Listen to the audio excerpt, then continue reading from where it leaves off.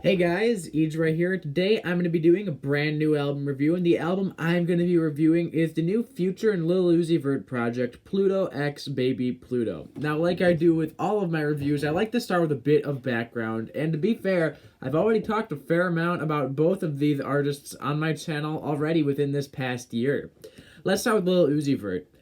In 2016 and in 2017, Lil Uzi Vert was, in my mind, one of the most promising rappers out there. One of the most promising and arguably one of the most influential rappers really coming up, really directly influencing the wave of more emo rap and just that style of music in general.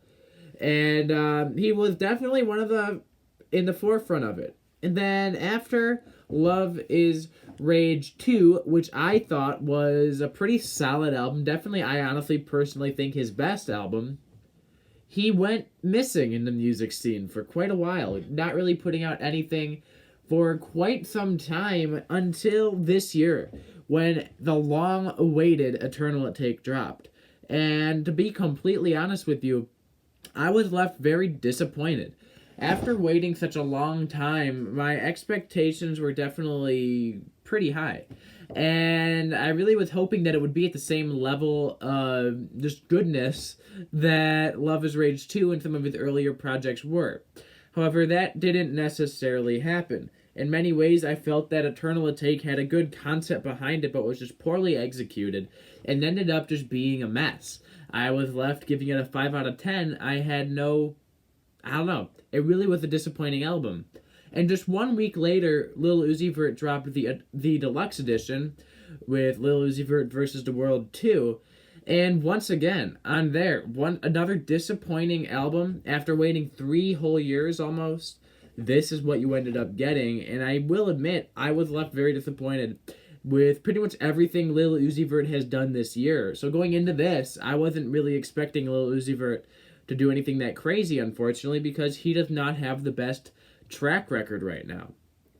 Which sucks, because I really do like his early stuff a lot. It sucks to see an artist you like kind of come down.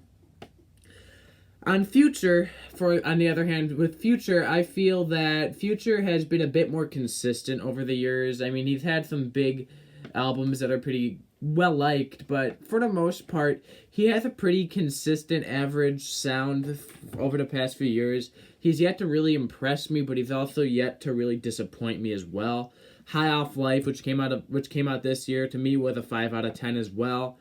Very average album, nothing too great, nothing out of the ordinary that I don't already expect from Future. But needless to say, it was far from being bad, and I did end up enjoying it. So, I know that was a bit of a long intro, but going into this album review, Pluto X Baby Pluto, the first thing that stuck out to me was that the two styles of both artists both go well together and also do not go well together. Stylistically speaking, the two of them don't have that much of a different sound to the point where they brought that much unique to the table here. In fact, a lot of it did end up going together quite well just because their sounds are so similar.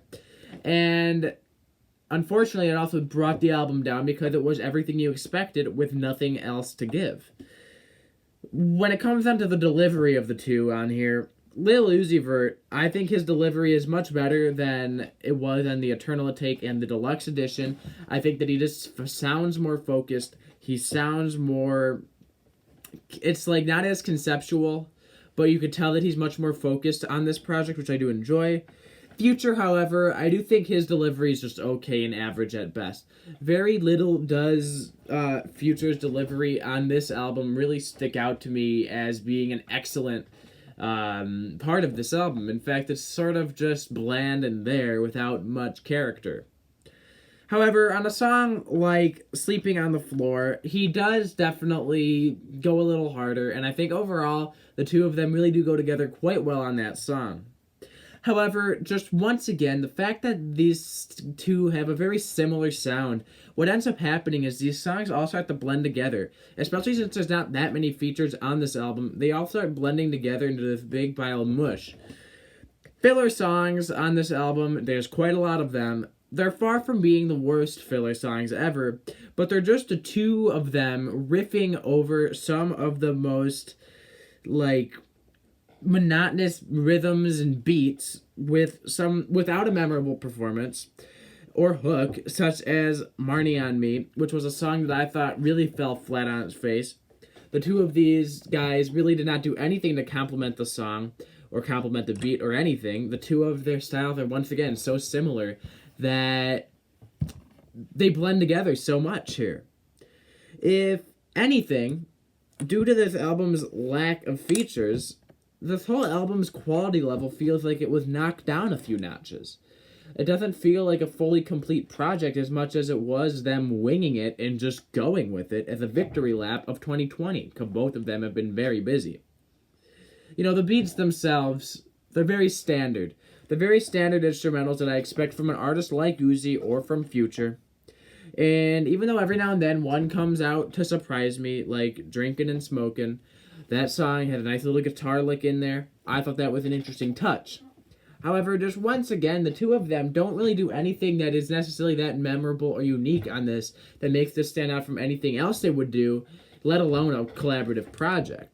And when you compare this to other collaborative projects like Kid See Ghost with Kanye West and Kid Cudi, where the two of them do have somewhat different styles, but they came together to make a very powerful album.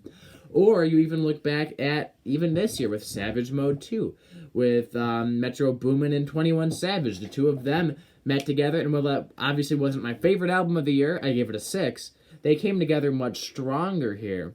And even if you go back to like Juice WRLD, which I believe he did an album with Future, the two of their styles are similar but different enough that they both give something unique to the project.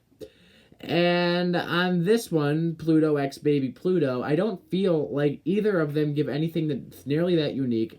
Uzi's delivery and Uzi in general just sounds like he is rehashing the same ideas over and over and over again for the 500th time this year, which is so disappointing because I had so much hope in Uzi, and to be fair, I still am optimistic here.